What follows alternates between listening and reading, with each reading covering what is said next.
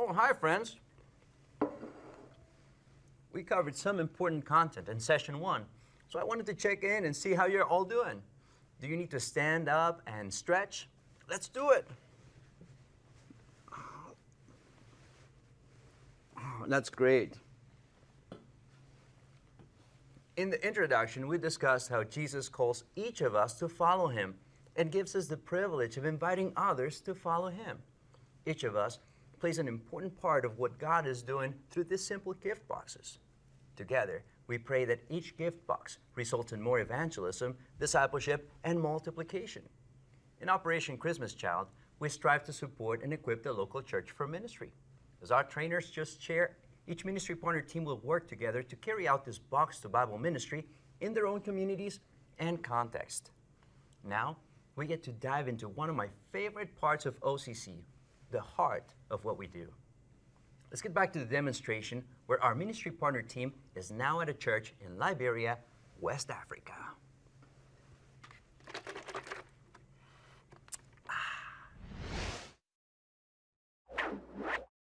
Raise your hand if you met Jesus before the age of 5. Great. 10? Lovely. 15? Wow. Thank you. Most people follow Jesus before the age of 15. Under 15 is an impactful age to introduce children to Jesus. Mark 10:13 to 16 says, people were bringing little children to Jesus. They wanted him to place his hands on them to bless them. But the disciples stopped them. When Jesus saw this, he was angry. He said to his disciples, "Let the little children come to me. Don't keep them away. God's kingdom belongs to people like them." What I'm about to tell you is true. Anyone who will not receive God's kingdom like a little child will never enter it. Then he took the children in his arms. He placed his hands on them to bless them. What did Jesus say? Yes, Jesus said, "Let the little children come to me. Don't keep them away." What is Jesus' heart? Absolutely. His heart is for children and to bless children. So what heart should a follower of Christ have towards children? Jesus' example leads us to care for and focus our ministry on children. Matthew 18, verse 5 and 6 say, "Anyone who welcomes a little child like this one in my name welcomes me.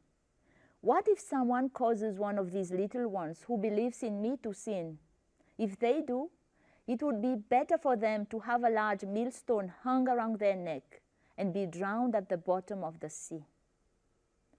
We see how serious Jesus is about protecting children. In that light, Operation Christmas Child has developed a child protection statement. Operation Christmas Child provides resources and equips ministry partners to conduct ministry to children in need, and therefore requires ministry partners to agree to our expectations to help ensure the safety of children in their care. Read the child protection statement along with me on page 6.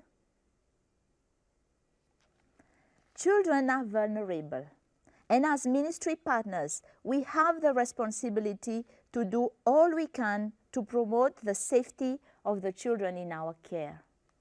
Physical abuse, sexual exploitation, verbal abuse, and neglect of children. Abuse is strictly prohibited by Samaritan's Purse. As ministry partners, we have a duty to help prevent abuse by creating safe environments for children. If there is ever any abuse suspected or discovered during an Operation Christmas Child outreach event or the Greatest Journey class, as ministry partners, we will first appropriately respond to the abuse, and second, report the abuse to the appropriate authorities, and then to the Samaritan's Purse, Operation Christmas Child, National Leadership Team, and Regional Director. Ministry partners care for the safety of children during Operation Christmas Child outreach events and the Greatest Journey classes. We are here today because we all agree and hope that many children will come to know Jesus. Next, take 5 minutes to picture in your mind the hope you have for the children in your community.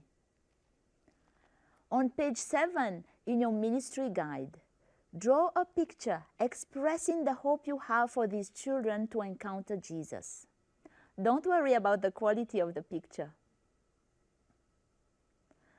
Now take a few minutes to share with your team and pay attention to any common themes you might hear.